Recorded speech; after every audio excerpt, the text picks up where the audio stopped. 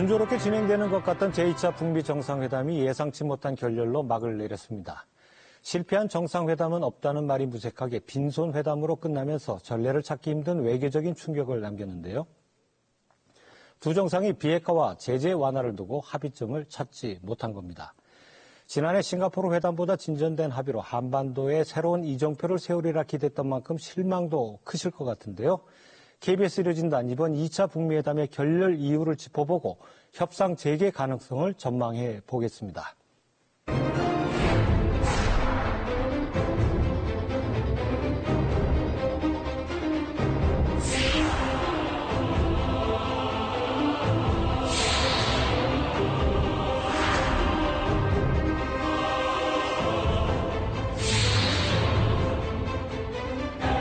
Basically, they wanted the sanctions lifted in their entirety, and we couldn't do that.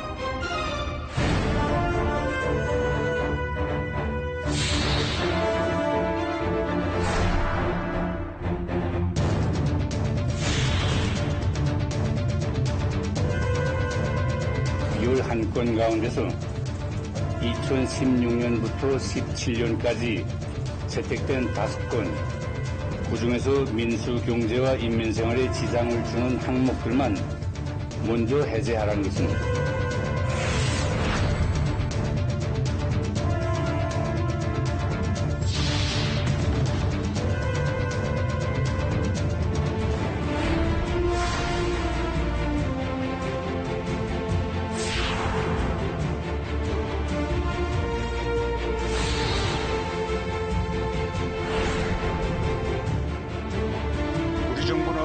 미국, 북한과 긴밀히 소통하고 협력하여 양국 간 대화의 완전한 타결을 반드시 성사시켜 낼 것입니다.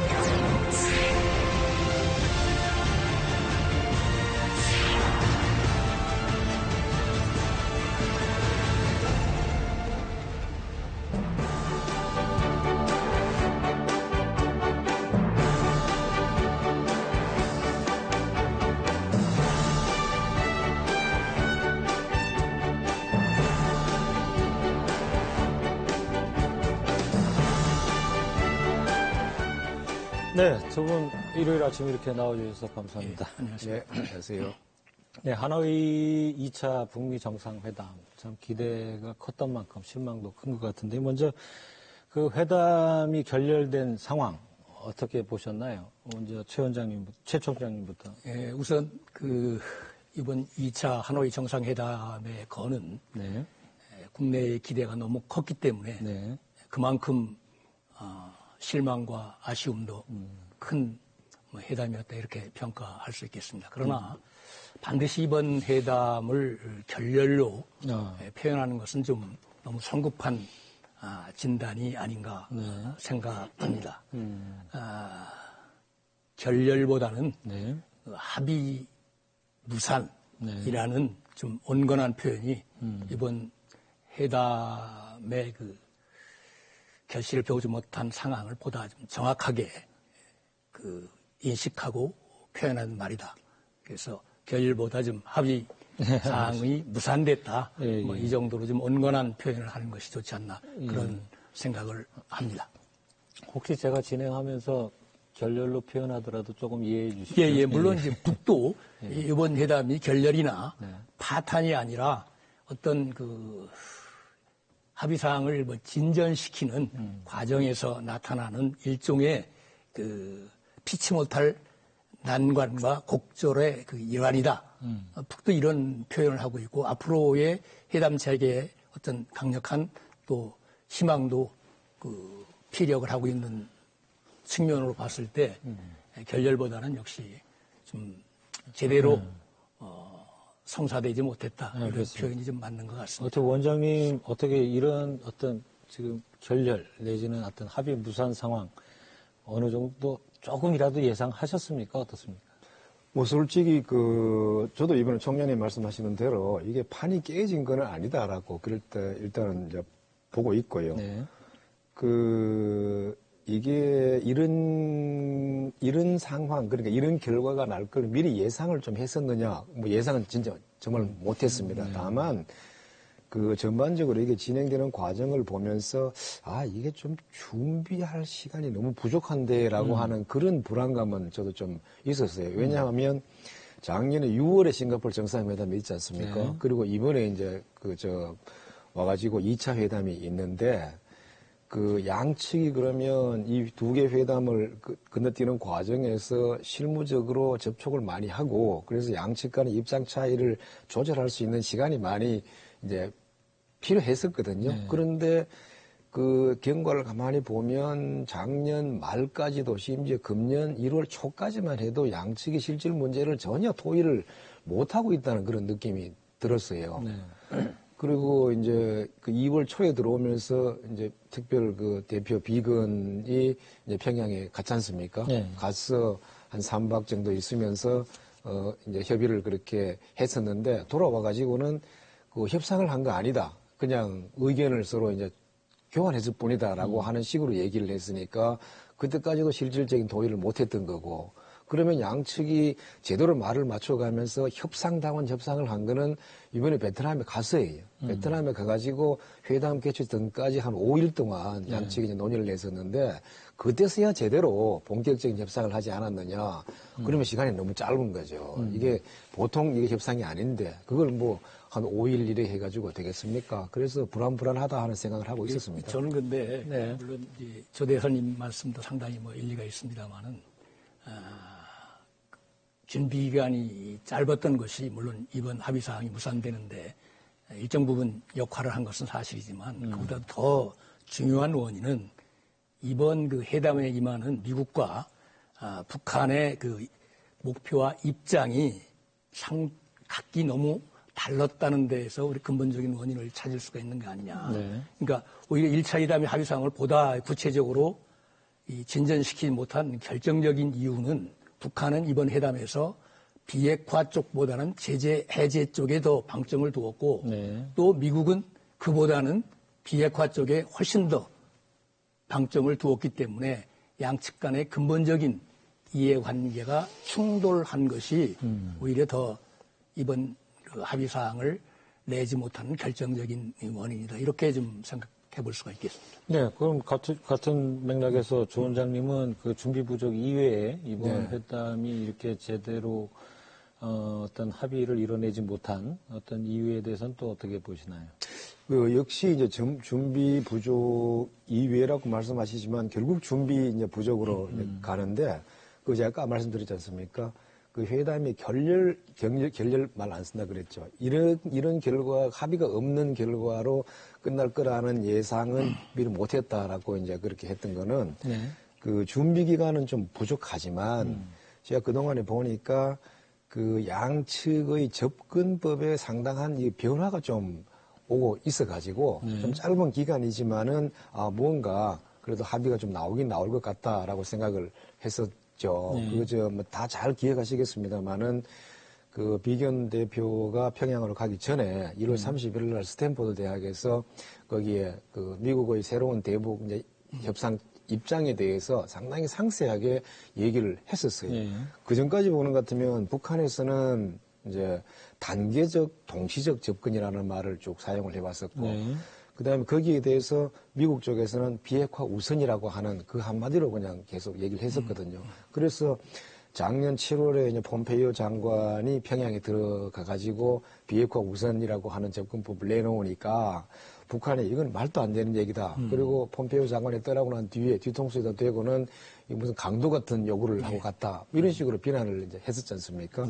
이 상황이 쭉 이어져 오다가 금년 1월 말에 이제 비건이 얘기했던 것은 미국이 이제 동시적이고 병행적인 접근을 하겠다. 그래서 비핵화만 우선하는 게 아니라 그 평화 체제, 그 다음에 관계 개선 이 세 가지 정도를 묶어가지고 한꺼번에 이렇게 추진을 해 나가겠다 이렇게 얘기를 했었더라고요. 그래서 이 정도로 그러면 양측이 접근을 맞추려고 애를 썼으면 시간이 좀 짧더라도 뭔가 합의서 같은 거는 좀 나오지 않겠느냐 그렇게 이제 봤던 거죠. 그러니까 비핵화, 그 다음에 이제 미국이 접근법을 좀 바꿨지만은 그래도 여전히 좀 이렇게 양측 간의 차이를 결국은 극복하지 못하고 이 현장에서 이제 판이 좀 어그러졌는 거 아니냐 뭐 그렇게 보고 있습니다. 저는. 네, 저도 비건 대표 그 스탠포드 대학 그 연설 보고 미국의 접근법이 어느 정도 좀 변화가 있구나 싶었는데 이번에 보니까 뭐 비건 대표만의 생각이었는지 아주 뭐 미국 쪽에서 확고하게 전체적으로 바뀐 건 없지 않나 또 이런 생각도 듭니다. 그 총장님 어떻습니까? 사실 다 미리 어떤 실무 교섭을 통해서 준비를 해놓고 하기 때문에 실패한 정상회담은 없다 이런 말이 있기도 한데요. 사실 또 외국 사례를 보면 또 정상회담이 또 실패한 사례도 있긴 있는 것 같아요. 글쎄, 이제 실패의 기준을 어느 수준에서 결정하느냐에 따라서 뭐 실패한 회담이 성공한 회담도 될 수 있고, 또 성공한 회담이 뭐 실패한 회담으로 또 평가될 수도 있다고 봅니다만, 우리가 가장 전형적인 뭐 실패 사례로 흔히 드는 것이 86년 그 아이슬란드의 수도인 그 레이캬비크에서 개최된 그 레이건과 고르바초프 서기장과의 정상회담이었다고 봤습니다. 그때 이제 중거리 핵전력 그 조약 체결 문제를 가지고 논의하는데, 당시 그 고르바초프 그 서기장은 그 SDI 전략 방위 구상에 대해서 굉장히 민감한 반응을 보였고, 그것을 실험용으로만 국한시켜서 활용하는 조건으로 이게 조약을 체결하겠다 이런 입장을 보였고, 미국은 그 어림도 없는 소리고 더 그 대서강경 전략을 강조하는 이런 과정에서 레이건 대통령이 회담장에서 나와버리는, 그래서 이것을 뭐 결렬됐다 이렇게 표현을 하고 있는데, 어떻게 보면 그 전에 스위스 제네바에서 양국 정상이 상견례를 한 셈이고, 이 두 번째 이 아이슬란드 레이키비크에서 이제 회담을 했고, 그래서 결렬됐고, 결국 그 다음에 미국에서 3차 정상회담을 통해서 결국 INF 핵전략 조약이 체결돼서 그게 바로 냉전이 해체되는 그 단초를 연 역사적인 회담이 됐었죠. 그런 의미로 본다면, 그런 그 전례에 비추어 본다면 북미 정상회담도 결국은 싱가포르 회담이 상견례 회담이라고 볼 수 있고, 이번 그 하노이 회담은 일종의 뭐 합의사항이 무산되는 뭐 혹자가 얘기하듯이 결렬된 회담이라고 볼 수도 있고, 그렇다면 앞으로 3차 북미 정상회담에서는 그야말로 우리가 모두 바라는 소기의 어떤 목적을 달성할 수 있는 그런 회담이 될 수 있다는 뭐 희망적인 우리가 관측도 가능하다고 봅니다. 네, 그렇죠. 하여튼 그 레이캬비크 회담이 그 무산된 이후에 합의가 무산된 이후에 하여튼 87년에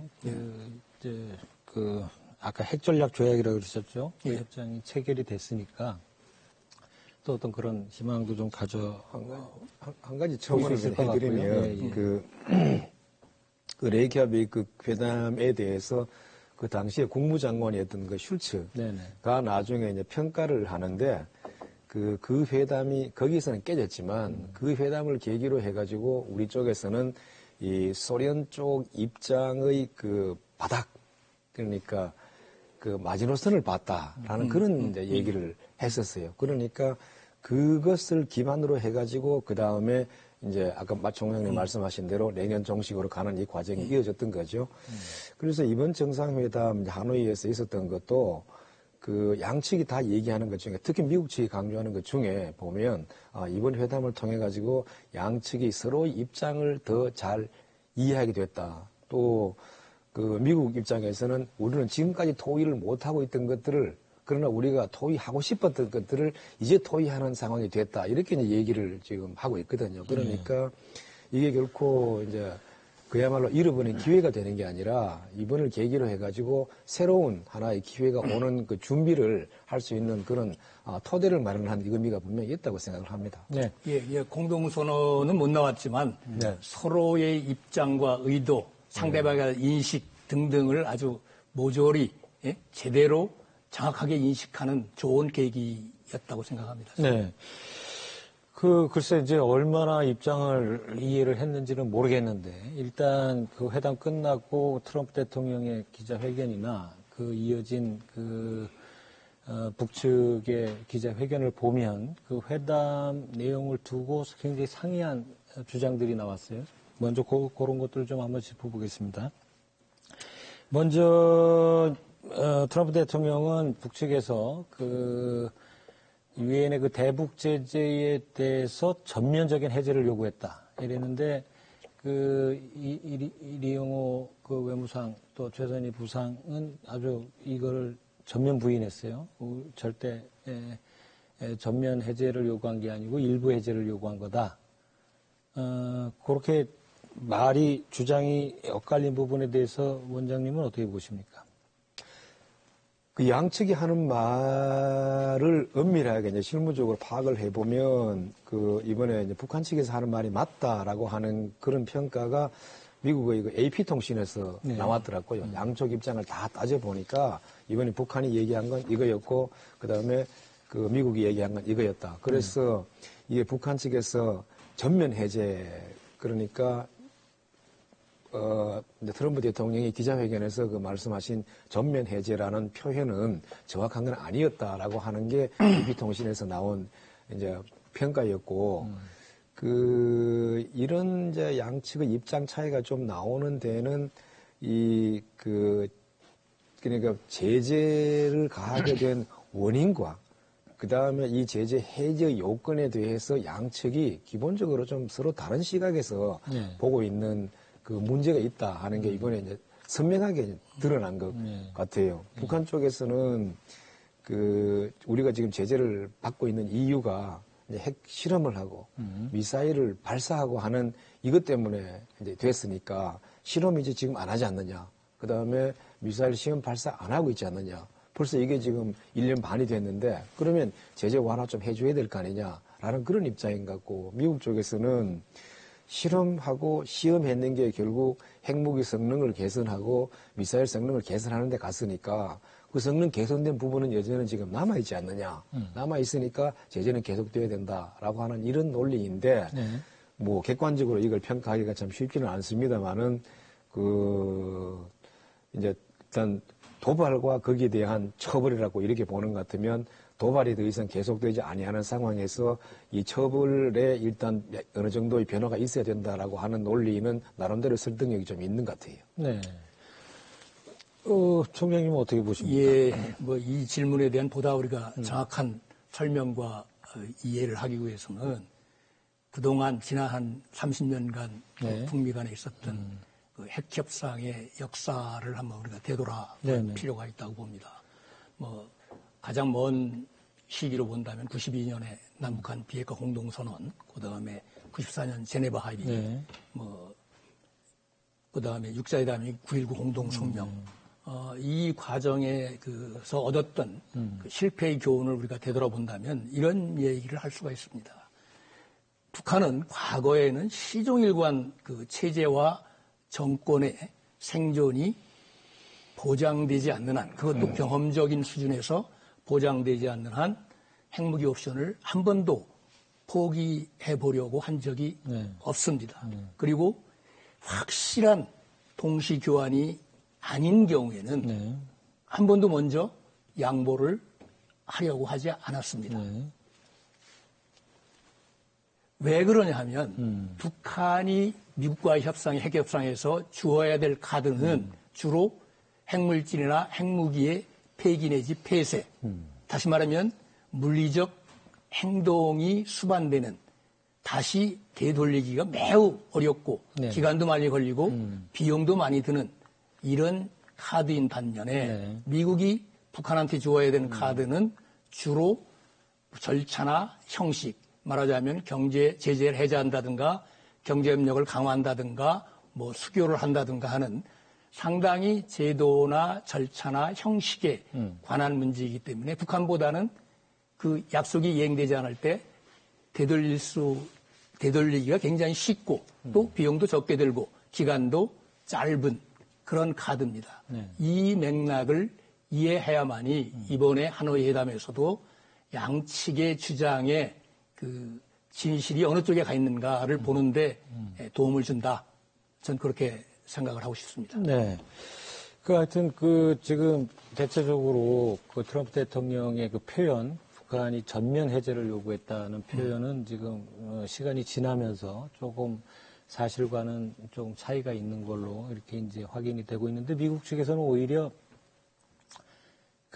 사실상 일부 제재가 내용적으로 볼 때는 전면 해제 아니냐, 그러면서 지금 북한에서 말장난을 한다, 지금 이렇게 얘기를 하고 있지 않습니까?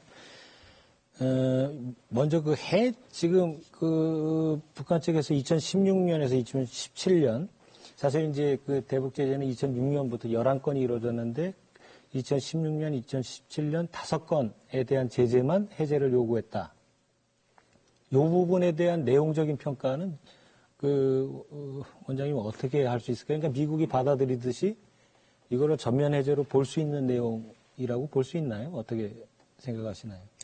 이제 2016년 3월부터 가해진 제재가 북한의 4차 핵실험 이후에 이제 나온 거고, 제재의 내용으로 보는 것 같으면 그 전까지 있었던 거는 주로 북한에 대해서 이제 무기 체계를 개발하는데 제한을 가하는 그런 내용들이 많았었어요. 네. 그러다가 이제 북한에 대해서 경제적으로 고통을 줘야 되겠다라고 하는 차원에서 이제 민간용, 그 다음에 인민 생활과 관계되는 이런 것들에 대해서 제재를 가하기 시작한 게 그게 이제 2016년 이후에 온 거라고 이렇게 보시면 될 것 같고, 그래서 경제적인 제재, 실질적인 의미에서의 경제적인 제재는 2016년 이후에 나온 이 5개가 거의 대부분을 차지하는 거 있는 거는 맞는 것 같습니다. 그리고 네. 북한이 이번에 요구를 한 것은 제재 중에서 무기에 관련된, 그러니까 대량 살상 무기를 개발하는데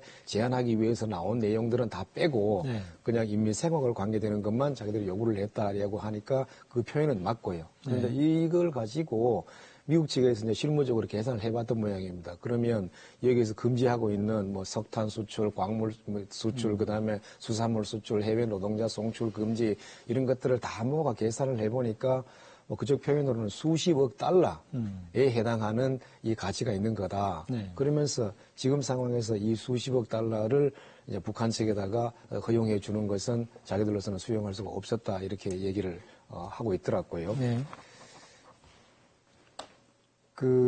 그런데 이제 여기에서 조금 이제 묘한 얘기가 하나 미국 측에서 나온 게 있는데 네. 이 수십억 불을 북한 측에게 지금 주게 되는 것 같으면 북한이 대량 살상 무기를 개발하는데 이게 쓰이게 된다라고 하는 얘기고, 그러면서 북한이 이번에 대량 살상 무기를 전면적으로 동결하겠다라고 하는 약속을 안 했다라는 얘기가 따라 나와요. 그러면 이제 이번 협상에서 얘기된 것 중에 북한에 대한 전면적인 대량 살상 무기 동기를 요구하고 네. 그다음에 북한에 대한 제재를 그러면 2016년 이후에 나온 이걸 전체적으로 이제 풀어주는 문제가 서로 논의가 되는 것 같은데, 결국 여기에서는 양측이 이제 합의를 전혀 못하고 일단 제재와 그다음에 북한의 비핵화와 관련된 문제에 대한 거래는 성립이 이제 안 된 거죠, 그죠? 네, 알겠습니다. WMD 얘기는 조금 이따가 좀 예. 다시 한번 거론을 하고요. 제가 총장님한테도 같은 질문을 한번 드려볼게요. 지금 북한이 얘기하는 5건의 해제, 예. 과연 이거를 전면 해제로 볼 수 있는 정도의 어떤 비중 있는 내용으로 볼 수 있는지 총장님 의견은 어떠십니까? 네, 이게 이제 미국 측 주장이 맞느냐, 북한 측 주장이 맞느냐 가지고 양설이 지금 있지 않습니까? 그렇죠. 네. 해제를 내용을 보는 시각이죠. 가장 그냥 모호하게 말씀드릴 수 있는 정답은 양측 네. 주장이 다 맞다. 네. 이지만 진실은 그 어느 중간에 전 있다고 봅니다. 다만 합의사항이 나오지 못한 그날 저녁에 심야의 이용호 외상이 기자회견장에 나와서 한 말 중에서 저는 이 대목에 굉장히 좀 주목을 했었습니다. 뭐냐면 사실 우리가 비핵화 조치를 취해 나가는 데 있어서 가장 중요한 문제는 원래가 안전담보 문제이지만 네. 안전담보 문제이지만 미국이 아직은 이 군사 부분을 거론하는 것에 대해서 너무 부담스러워 했기 때문에 우리가 차선으로 양보를 해서 일부 경제에 관련된 그것도 특히 민수경제나 인민생활에 관련된 부분만을 제한시켜서 미국 측에 해제를 요구한 것이다. 그런데 미국은 이것이 마치 모든 2016년 이후에 북한 측에 부과된 제재의 내용을 모든 것을 다 해제하라는 듯이 이렇게 과장해서 얘기를 하고 있다. 그것은 매우 잘못된 것이다. 그런데 다만 미국 측의 입장에서 보면 북한 경제의 이 특성상 민수경제, 그다음에 군수경제 이 부분을 명확하게 구분하기가 어려운 측면도 있고 사실상 이 제재의 효과가 주로 경제적인 측면에 이 초점이 맞추어져서 상당 부분 북한이 아파했기 때문에 이걸 만약 부분이지만 해제해주면 이걸 사실상은 전면적인 해제와 거의 비견되는 그런 효과를 갖는 해제다. 이런 좀 생각을 한 게 아닌가. 이런 데서 양측의 의견이 좀 엇갈리는 그 하나의 계기가 됐다. 그렇게 봅니다. 네, 북한이 가장 원하는 게 어떻게 보면은 이제 경제 개발 쪽에 지금 그 축이 가 있으니까요. 미국 측으로서는 그렇게 이해할 수도 있다고 보고 이제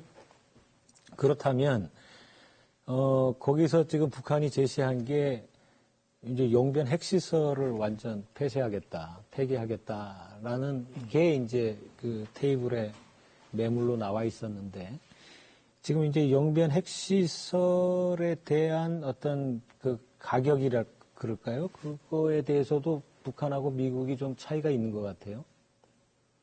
그렇죠. 북의 입장에서 보면 그 북의 표현을 빌리면 영변 핵시설 모두를 폐기하는 것을 제안했다. 더불어 다시는 핵무기와 미사일, 장거리 미사일 발사 실험을 하지 않는다는 약속을 문서로 제출할 수 있다라는 이야기까지 했는데도 불구하고 미국이 수용하지 않았다. 이런 입장인 것 같습니다. 네. 굉장히 좀 다른 거죠. 네. 그 같은 영변 핵시설 사실 또 말씀을 하셨으니까 전면 폐기, 일부 폐기 이것도 또 말이 달라요.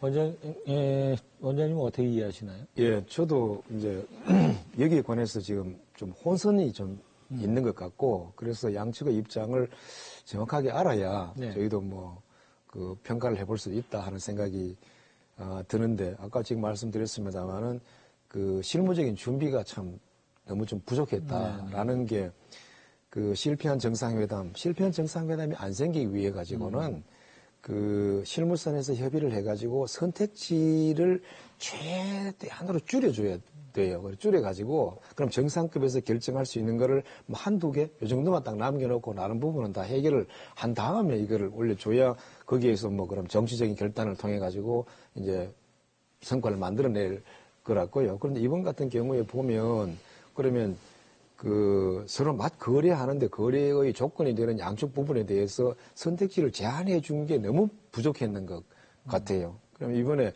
영변에 대해서 그럼 값어치를 어떻게 매길 것이냐, 그다음에 영변을 그럼 포기하는데 어느 정도까지 포기할 것이냐라고 하는 이런 부분에 대해서도 명확하게 양측이 합의를 못한 것 같은 게. 리용호 외무상이나 최선희 부상이나 그쪽에서 하는 얘기를 들어보는 것 같으면 우리는 영변에 있는 모든 플루토늄, 우라늄, 농축시설을 포함한 모든 핵시설을 다 포기하기로 했다, 폐기하기로 했다. 그것도 미국의 입회하에 이런 식으로 얘기를 했는데 미국 쪽에서 나오는 얘기를 보면 이제 비건 대표가 그 나중에 마닐라에서 그런 얘기를 했더라고요. 보면 북한이 제의한 것은 그러니까 영어로 포션이라 그러더라고요. 그러니까 미국 영변의 한 부분의 포션을 얘기를 했다 이렇게 하니까 정확하게 거기에서 무슨 얘기가 오갔는지 이게 통역의 실수였는지 아니면 양측이 어떻게 이해를 잘못했는지 그건 모르겠지만은 거기에서도 이해를 합치를 못했는 것 같고 그 다음에 또 그동안에 언론에 많이 나와 있었던 그 비핵화 영변 플러스 알파라고 얘기한 이런 것, 그 다음에 또 트럼프 대통령께서 그 회담 끝나고 나와서 기자회견에 얘기하면서 그 제2의 우라늄 농축 공장 뭐 이런 말씀도 사실 네. 기자들하고 대화 과정에서 오갔거든요. 그러니까 우라늄 얘기를 이렇게 했었는데 이런 거를 포함해가지고 그러면 이걸 어디까지를 이번에 논의할 대상으로 하고 어디까지를 거래할 것이냐라고 하는 거에 대해서 이 실무 준비가 너무 좀 부족했고 그런 점에서 양측이 일단 개념에서부터 일치를 못 보고 상태로 회담에 돌입했던 게 아니냐 보고 있습니다. 근데 여기서 한 가지 우리가 네. 주목해야 될 부분이 뭐냐면 사실 북한이 그렇게 오랫동안 여러 가지 시련을 극복하고 또 일정 부분 수용하면서까지 여러 가지 제재를 그렇게 세게 받으면서까지 핵무기 개발에 집착한 가장 일차적인 목적은 역시 정권과 체제의 생존이라고 보는데 마치 핵과 경제 제재를 이렇게 맞바꿀 수 있다는 이런 식의 어떤 해설이나 그 사태 진전이라는 것은 논리적으로 상당히 저는 문제가 있다고 봅니다. 정말 북한이 경제 제재를 완전히 해결해주면 핵을 순순히 포기하는 수순으로 간다. 이러면 그럼 그동안 왜 그런 제재를 그렇게 심하게 받아가는 것을 무릅쓰고 핵 개발에 매진해왔나. 이 부분이 설명이 안 되는 겁니다. 어떻게 보면 아까 그 이영호 심야 그 해견에서도 분명하게 말했듯이 1차적인 자기네의 관심은 안전 담보에 있지만 지금 여건이 그렇게 이렇게 호의적이지 않기 때문에 차선책으로 이 부분을 얘기한 것이다. 그래서 제가 보기에는 북이 궁극적으로 협상 과정에서 관철하려고 하는 것은 안보 대 안보. 그러니까 가치가 등가인 것끼리 교환하는 쪽, 협상하는 것을 우선시하는 것이지 차원이 다른 가치를 등가로 교환하는 쪽에 관심을 우선순위를 두는 것은 아니라는 점을 이번 이 서로의 그 엇박자 갈등 관계에서 좀 우리가 눈여겨보고 이런 측면에서 좀 재평가해야 된다. 저는 그런 생각을 하고 싶습니다. 한 말씀만 듣자면 아까 저 MC께서 이제 영변 그 핵시설의 가치를 이제 말씀을 하셨는데 이 영변 핵시설은 지금 총장님 말씀하신 대로 이게 북한 핵 개발의 사실 상징이고 거기에 미국도 인정했습니다만 300개가 넘는 이 모든 핵 관련 시설들이 이제 깔려 있으니까 사실상 그게 지금까지 알려진 북한의 핵 개발 능력이라고 보는 것 같으면 거의 대부분이 해당된다고 생각을 해요. 나머지는 그 우라늄 정년 이런 저 시설들 태천이니 박천이니 있는 이런 것 그다음에 김일성 대학에 있는 무슨 연구소 이런 것들이 있는데 그런 걸 다 포함하는 것 같으면 다는 아니라고 얘기하지만 핵 무기 개발이라고 하는 거에 보는 것 같으면 알려진 걸로는 거의 다라고 이렇게 이제 봐야 되는 것 같고 그다음에 지금 제기되고 있는 것 중에 이제 제2 우라늄 농축이니 이런 걸로 해가지고 영변 플러스 알파라고 해가지고 외부에 또 이제 다른 그 핵무기 개발 시설이 있다라고 하는 부분이 있는데 이 부분에 대해서는 미국 내에서도 지금 정확한 그 얘기가 지금 안 나오고 있어요. 이번에 미국 쪽에서 실질적으로 그럼 뭐다 꼭 집어가지고 얘기한 것도 이제 없었고 그 다음에 미국의 그 연구소에서 민간 연구기관에서 강선이라고 하는 그 곳에 있는 이게 이제 제2의 우라늄 농축시설이 아니냐라고 얘기를 했는데 거기에 대해서 미국의 또 다른 연구소에서는 그런 게 아니다. 우리가 보기에는 그럴 리가 없다. 그럴 수가 없다. 또 이렇게 나왔거든요. 그러니까 정확한 게 없어요. 그래서 영변시설의 가치는 북한의 입장에서 보는 것 같으면 적어도 알려진 정보에 따르는 것 같으면 그거는 어마어마한 가치가 있다고 보는 거는 평가는 해줘야 될 것 같습니다. 네. 지금까지 얘기를 조금 정리를 해보면 말이죠. 북한 쪽에서 이번 회담에서 자신들에 대한 제재, 해제를 요구를 했고, 미국 측에서는 그 요구가 이거는 북한에 대한 제재의 전부일 수 있다. 뭘 주겠느냐? 영변을 주겠다. 근데 사실 이제 그 부분에서 또 말이 엇갈리는데, 일부만 주겠다 그랬다, 북한은 다 주겠다 그랬다. 어쨌든, 거기서 또 영변 플러스 알파 얘기가 나온단 말이죠. 그 얘기는 어떻게 보면 영변을 다 준다는 거를 받아들이고 거기다가 그것만으로는 그 제재를 풀기에는 부족하다. 알파, 농축 시설이냐, ICBM이냐, 다른 WMD냐, 그거는 지금 저희가 확인할 수 없는데 얘기가 그렇게 흘러간 거 아닌가 이런 합리적인 어떤 생각 좀 의심을 하게 되는데 말이죠. 그렇다면 아까 이제 우리 원장님 말씀하신 대로 영변이 갖고 있는 그 상징적인 의미뿐만 아니라 실질적으로 대체적으로 한 80%의 핵능력의 80%가 영변에 집중돼 있다 이렇게들 얘기하지 않습니까? 그렇다면 미국 측이 너무 영변을 과소평가하는 거 아닌가 이런 생각도 들지만 미국 측이 어느 나라보다도 실상을 정확히 알고 있는데 그걸 과소평가하기는 또 어렵다는 생각도 들고 그렇다면 이 알파를 요구했다면 근데 트럼프 회견에서도 그런 뉘앙스가 충분히 반영이 됐어요. 그럼 미국의 의도는 뭐라고 봐야 될까요? 예, 글쎄요. 지금 알려진 바대로라면 그 실무 협상 과정에서는 그 플러스 알파에 대한 구체적인 언급이 전혀 없었고 네. 초기 양측이 작성한 그 합의 문안 네. 쪽에도 그 부분은 이제 없었다는 것이 정설로 지금 알려지고 있는데 그럼에도 불구하고 그 갑자기 정상회담 자리에서 그 영분 플러스 알파가 나왔다는 것은 역시 뭐 많은 사람들이 얘기하듯이 미국의 그 국내 정치 특히 그 오래 측근이었던 코엔 변호사의 청문회 과정에서 여러 가지 폭로 네. 이런 것들 때문에 국내 정치적으로 많은 그 압박을 그 레이건이 트럼프 대통령이 네. 받았다고 봅니다. 네. 따라서 원래 출발하면서 가졌던 생각에다가 이 정도 가지고는 미국에 돌아가서 여러 가지 정치적 말하자면 반동이 크리라 네. 그런 측면이 일정 부분 작용을 했다고 보고 그렇게 본다면 볼턴을 이렇게 불균형 그 3대 4의 그런 그 대표단 그 회담 대장에 들어간 그 인원이 불균형을 불구하고 볼턴을 거기 배석시켜서 배석시켰다는 것은 네네. 일정 부분 의도가 바로 있는 거 그런 아니에요? 좀 예. 보다 강경한 그 입장을 요구사항을 그 북한 측에 전달하면서 압박하려고 하는 뭐 그런 뭐 목적이 있었지 않았나 이렇게 간접적으로 우리가 한번 추론은 해볼 수가 있는. 이거는 뭐 절대 확인될 수 있는 내용은 아니에요. 그렇죠. 그건 뭐 현장에 누구도 접근할 수 그건 없었으니까. 뭐 트럼프 대통령 속에 들어가 보지 않고는 확인될 그렇죠. 수가 없는 예. 건데 역시 트럼프 대통령 정치인이고요. 또 어떻게 보면 코온 청문회가 심리적으로 많이 좀 많은 영향을 끼쳤을 수도 있을 것 같아요. 원장님은 어떻게 보시나요?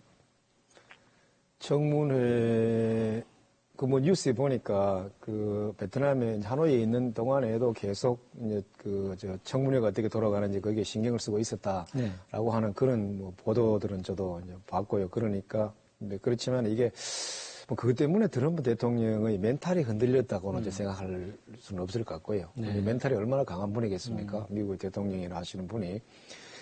그러면 이거를 현장에서 보기에 이게 이제 이런 불평은 나중에 하셨지 않습니까? 기자회견에서도. 하필 내가 여기서 어마어마하게 중요한 정상회담을 하고 있는데 왜 이런 청문회를 하느냐.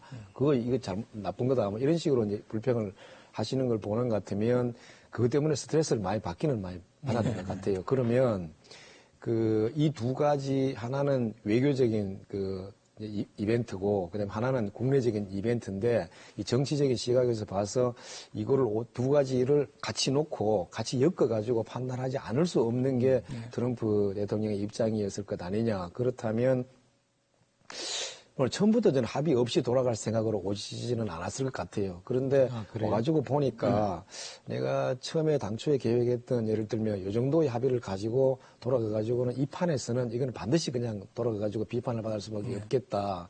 그리고 상황을 바꾸는데 전혀 기여를 못하겠다라고 하는 판단을 했는 것 같으면 그냥 차라리 빈손으로 돌아가는 게 그냥 이 종이를 들고 들어가는 것보다는 낫겠다라고 판단을 해줄 수 있겠죠. 그런 점에서 보는 것 같으면 그 당시 국내에서 돌아간 이 상황이 트럼프 대통령의 이 정치적인 계산에 영향을 분명히 미치기는 미쳤겠다라는 생각은 뭐 해볼 수 있겠습니다.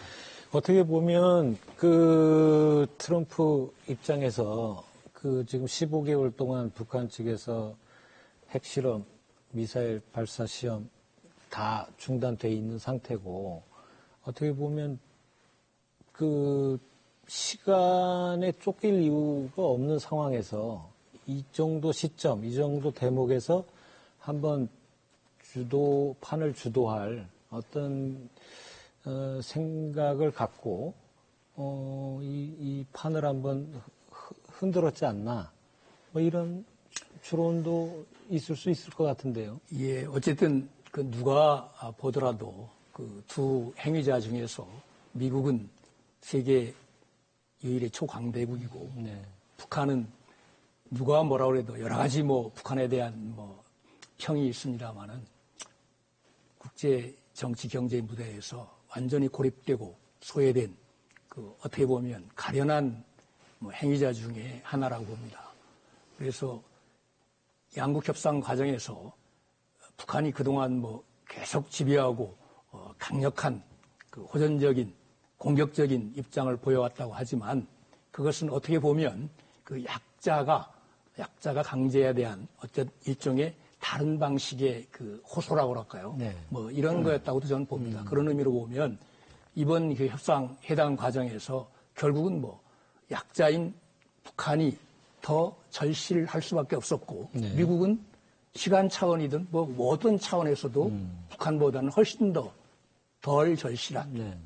다시 말씀드리면 북한은 생존이 걸린 문제이고 미국은 뭐 전혀 그 정도 수준이 아닌 그 협상이었기 때문에 온 하나의 그 결과다. 네. 저는 그렇게 봅니다. 네, 하여튼 이제 보면 이제 앞으로가 문제인데 말이죠. 그 지금까지 얘기를 정리하면 그 북한이 요구한 제재 해제, 제재 완화 부분과 영변. 북한은 이제 거기서 자기네들이 그건 최대한에 내줄 수 있는 부분이다라고 얘기를 하는 것 같아요. 그래서 거기서 플러스 알파를 요구한 어떤 그 미국 측에 대해서 김정은 위원장이 이제 의욕 상실한 거 아닌가 뭐 이런 얘기도 나오고 말이죠. 이런 어떤 지금 상황에서 앞으로 좀 나갈 수 있겠습니까? 어떻게 보세요? 저는 뭐 긍정적으로 지금 보려고 볼 수 있다고 지금 생각을 하는데요.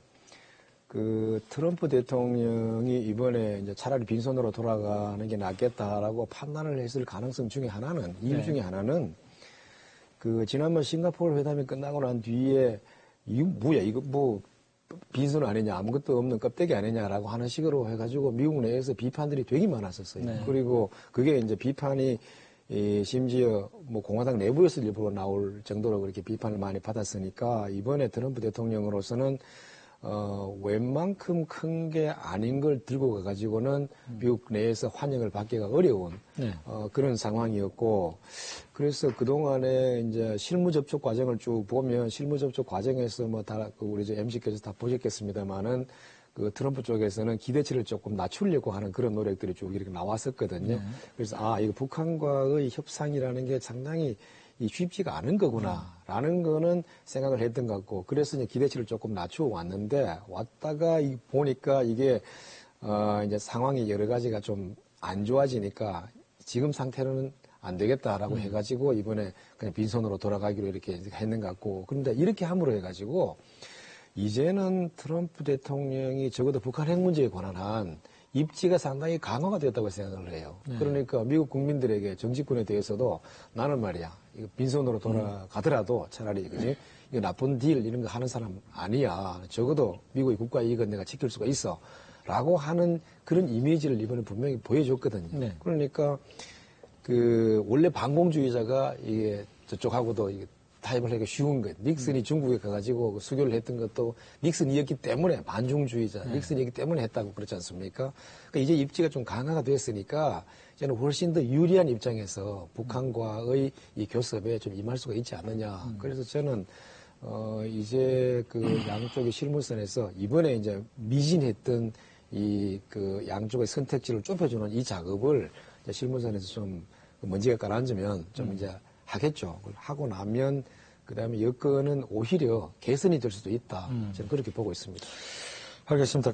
지금 국민들이 어떻게 보면 궁금해 하시는 어떤 가장 중요한 지점일 수도 있는데요. 그러면은 하여튼 회담이 합의 무산이 된 이후에 시간이 한 2, 3일 지나면서 미국 측이 얘기한 북한이 제재 전면 해제를 요구한 거 아니고 또 영변의 일부가 아니고 전부를 다 폐기하기로 했다. 이렇게 바로 잡아진 상태에서 북미 간에 좀 얘기가 진전될 수 있을까요? 아니면 그거는 그대로 있고 미국 측은 계속 플러스 알파를 주장하면서 이게 또 교착 상태가 오래 갈 수 있을까요? 어떻게 보시나요? 우선 그 이용호 회장이 지적한 대로 안보 담보가 경험적으로 확실하게 보장되지 않은 상태에서 네. 북한에 존재하는 그 어느 만큼 존재하는지 모르겠지만 모든 핵 관련 시설들을 네. 폐쇄 내지 폐기하는 것은 그 안보의 교환 논리를 보면 네. 굉장히 불합리한 그 비논리적인 말하자면 주장이라고 볼 수밖에 없습니다. 네. 어쨌든 그런 여러 가지 난관에도 불구하고 합의 무산 이후에 김정은 위원장이 내놓은 메시지는 아주 분명한 것 같습니다. 네. 앞으로 계속 대화하고 계속 협상하겠다. 좀 더 구체적으로 말씀드리면 생산적인 대화를 계속해서 네. 3차 정상회담을 성사시키고 단계적 동시 행동 원칙에 따라서 북미 양국의 신뢰 수준에 맞는 비핵화 정도와 예상하는 조치를 말하자면 거래하자는 이런 입장을 계속 견지할 것으로 저는 봅니다. 네. 어떻게 보면 이번 하노이 정상회담이 실패했다는 그런 아쉬움은 있습니다만 네. 최대 성과는 어떻게 보면 북미 양국의 서로의 생각을 어쨌든 가감없이 주고받음으로써 네네. 상대방의 의도를 네네. 정확한 의도를 경험적으로 거의 정확하게 인지했다. 앞으로 이걸 기반으로 네. 만약에 실무 협상을 하고 3차 정상회담을 하면 마치 레이건 고르바초프 3차 정상회담에서 네. 역사적인 그런 합의에 이른 것 같은 그런 우리가 바라는 결실을 얻을 수도 있다. 전 그런 희망 섞인 관측을 해보는 것입니다. 네, 많은 국민들이 지금 총장님 말씀 생각에 동의할 거예요. 사실 네. 어떻게 보면 조금 기대가 컸지. 사실 비핵화 협상이라는 게 어떻게 고비가 없겠습니까? 여러 고비 또 중에 이게 또 하나일 텐데 그런 차원에서 하여튼 양측의 의사를 조금 더 세밀하게 정확하게 확인할 수 있는 계기가 됐다. 이 부분은 분명히 의미를 부여할 수 있을 것 같고요. 그럼에도 불구하고 이게 만약 어떻게 보면 트럼프 대통령이 어떤 재선을 위한 어떤 정치적인 목적이나 이유로만 이 어떤 지금 북미 간의 어떤 대화를 생각한다면 여러 가지 불필요하게 꼬일 수도 있다. 이런 좀 불안감도 드는데 말이죠. 원장님은 어떻게 보시나요? 예, 외교는 네이처의 연장이라고 했으니까 항상 더구나 초강대국 미국 대통령의 머릿속에 이 외교라는 것이 정치적인 맥락에서 이렇게 움직일 수밖에 없는 거겠죠. 그런데 대외 정책 부분에서 지금 이제 미국의 대외 정책을 쭉 둘러보면 트럼프 대통령 둘러보면 뚜렷하게 외교적인 업적이라고 할 만한 걸 지금 내놓은 게 없어요. 예를 들면 이러한 핵협상 그것도 미국은 탈퇴를 해버리고 난 뒤에 지금 거기에 대해서 또 논란이 많고 그다음에 기후변화 협상 여기에 대해서 다 빠져버렸고 그다음에 TPP에서 빠졌고 그다음에 동맹국들 나토하고도 갈등이 좀 많고 방위 분담 이런 걸로 가지고도 문제를 많이 이제 만들어냈고 중동에서도 지금 아프가니스탄, 시리아에서 철수하겠다 그러는데 계획대로는 안 되면서 꼭 지금 단계에서 이런 식으로 모종을 철수해야 되냐 이런 비난도 나오고 하기 때문에 외교적인 면에서 업적이 하나 필요하기는 필요한 것 같아요. 그 가능성이 제일 많은 곳이 지금 북한이 아닌가. 그래서 트럼프 대통령은 재선을 위해서라도 이 북한과의 관계를 딜을 좀 되도록 네. 어떻게 만들어 봐야 되겠다라고 생각을 할 수 있을 것 같고. 한 가지 더 예. 덧붙이면 뭐 양쪽 모두 네. 태행을 생각하기에는 너무 멀리 왔다. 왔다. 아, 그래서 예. 만약 태행을 하는 경우에 어떤 목적을 위해서 태행으로 결정을 하면 그 후과가 매우 클 것이다. 네. 그 비용 대 효과 면에서 그런 일은 없을 것으로 저는 봅니다. 네, 요 질문도 하나 좀 제가 하고 넘어가야 되겠는데, 대통령이 3.1절 기념사에서 이번 회담 결렬과는 별도로 금강산 관광이라든가 개성공단 재개는 미국 측과 협의하겠다. 이런 의사를 밝혔지 않습니까? 그 전망에 대해서는 어떻게 보시나요? 예, 우리 입장에서는 이번에 이제 계획, 제가 전에 드는 걸 보면, 일단 북미 정상회담이, 적어도 일정한 합의를 갖고 끝내는 걸로 생각을 했고, 네. 그 다음에 북한에 대한 제재 부분도 북한의 비핵화 조치와 이제 바꾸는 식으로 해가지고 일정 부분 있을 거라고 이제 생각을 하고 거기에 맞춰가지고 남북 간의 여러 가지 프로젝트를 이제 구상을 이렇게 했기 때문에 일단 이번에 북미 간의 협의가 이제 없어졌다라고 하는 것은 그런 면에서 보는 것 같으면 여건은 좀 악화된 거는 사실이죠. 네. 그런데 이 전체적인 과정을 사실 지난번 평창에서부터 이제 우리가 주도를 해왔던 게 사실이고 또 그러한 선에서 이미 지난번에 이제 작년에 평양 정상 회담과 그다음에 거기에서의 선언, 그다음에 군사 분야 합의서 이런 것들도 이루어졌고 여러 가지 프로젝트들이 많이 합의가 된 상태이기 때문에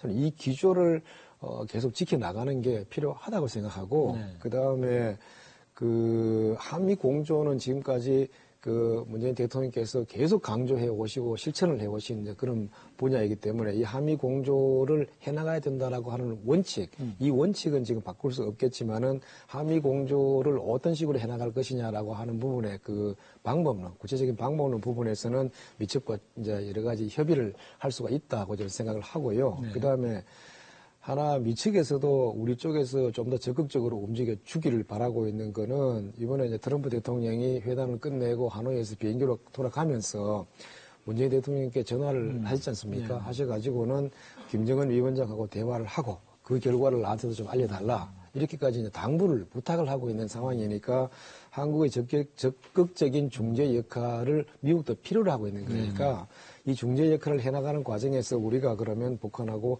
어떤 식으로 대화를 해나가고 어떤 식으로 북한을 견인해 나갈 것이냐라고 하는 부분에 대해서는 우리의 제한권이 상당히 커진 부분이 있으니까 그런 것들을 충분히 활용을 해가지고 그냥 지금까지 기조를 그대로 밀고 나가는 게 중요하다. 저는 그렇게 봅니다. 네, 이제 그렇게 밀고 나갔을 때, 네.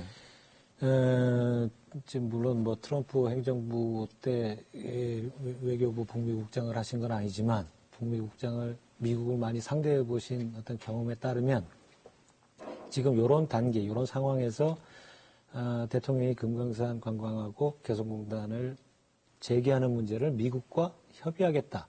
네. 그랬을 때 미국 측의 지금 반응은 어떨 것이라고 보느냐 이게 이제 제 질문의 요지거든요. 예, 글쎄요. 지금 제가 정부에 있지 않으니까 거기에 대해서 지금 어떻게 생각을 하고 있는지 알 수는 이제 없겠지만은 정부에서도 지금 당장 우선은 정부에서 도대체 하노이에서 일이 어떻게 그러면 진행이 돼 가지고 양측이 합의 없이 그냥 돌아서게 됐는지 그 상황을 정확하게 좀 알아야 될 것 같고 네. 그 다음에는 트럼프 대통령께서도 전화로 이제 당부를 하신 게 있지만은 북한 측 입장도 한번 들어보고 북한 측에 봐가지고는 뭐가 문제였느냐 네, 네. 그렇게 하고 그 다음에 이제 또 플러스 알파라고 얘기 나왔습니다만 우라늄 농축 이 문제가 왜 정상회담 과정에서 제기가 됐느냐라고 하는 부분에 대해서는 저도 석연치 않은 부분이 있어요. 그러니까 이런 부분에 대해서도 분명히 파악을 하고 난 다음에 그 다음에 이제 한미 간에도 제대로 앉아가지고 대화를 할 수 있을 텐데 그때 가가지고 그러면 앞으로 북한을 어떻게 견인해 나갈 것이냐라고 하는 차원에서 개성공단 문제, 그 다음에 금강산 관광 문제 이런 것들을 우리가 같이 이제 얘기를 해볼 수 있지 않을까 하는 생각이 듭니다. 지금 당장 하겠다는 얘기는 아닐 겁니다. 네. 네. 네. 예. 그 제적 면에서 우리 대통령께서 뭐 금강산 관광 재개와 개성공단 재가동 문제를 미국 측과 좀 적극적으로 상의해보겠다 이런 말씀을 하셨지 않습니까? 그것은 지금 당장 뭐 현실적으로 가능하다 안 하다의 문제가 아니라 남북관계 진전에 동력을 살리는 하나의 방식으로서 매우 중요한 하나의 문제 제기다 이렇게 저는 생각을 합니다. 결국 문재인 대통령이 이 난국 정체 국면을 타개할 수 있는 중재자 역할을 해야 된다. 뭐 이런 얘기를 레이건 트럼프 대통령이 그 미국 귀국 도중에 비행기 안에서 전화로 했다고 알려져 있는데 제가 보기에는 중재자의 역할에 그쳐서는 안 되고 역시 뭐 한반도 문제, 남북관계의 주체가 저는 돼야 된다고 봅니다. 어떻게 보면 선도자가 주도 말하자면 중재자가 아니라 주도자 내지 선도자가 돼야 된다고 보고 한반도 내부에 말하자면 구심력으로 주변 강대국의 원심력을 끌어당길 수 있어야 되고 그러기 위해서는 보다 진전된 남북관계를 우리가 목표로 해야 된다.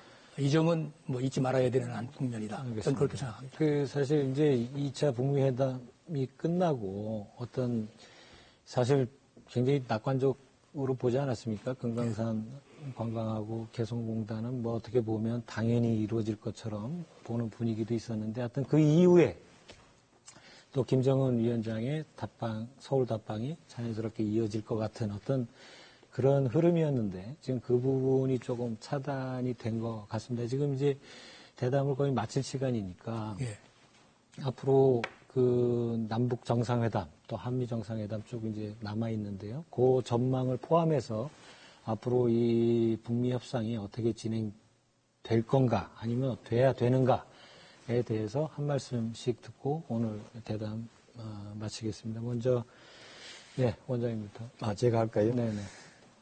아까도 말씀드렸습니다만은, 이제 지금 하노이 회담을 끝내고, 김정은 위원장은 아직 평양에 돌아가지도 이제 않은 가고 있는 중이죠. 가고 있는 중이니까, 이게 뭐, 다음 주 화요일 정도는 돼야 아마 평양에 도착할 것 같은데,